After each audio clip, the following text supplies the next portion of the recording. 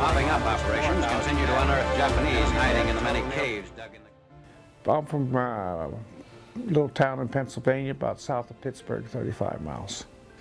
Let's see, went in January in '44. I went to boot camp, went to field wire school. Field wireman. Didn't last long in combat.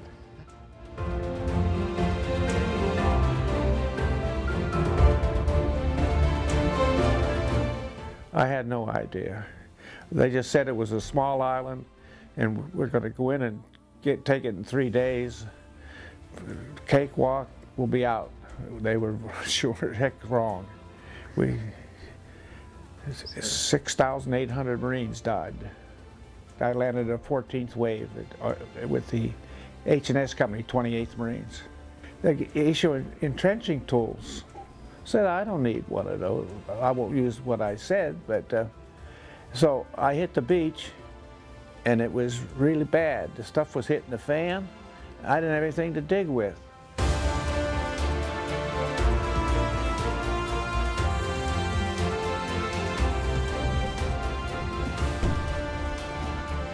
It was supposed to be a wave land every 5 minutes.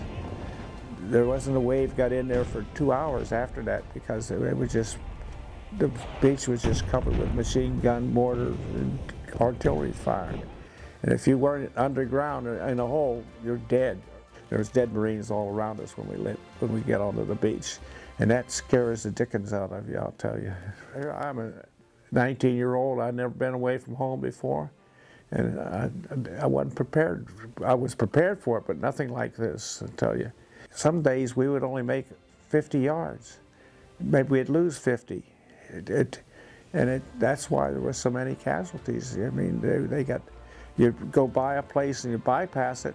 Next thing you know, these guys would jump up out of these holes from behind you. I mean, and you never know when you were going to get it. You just didn't know.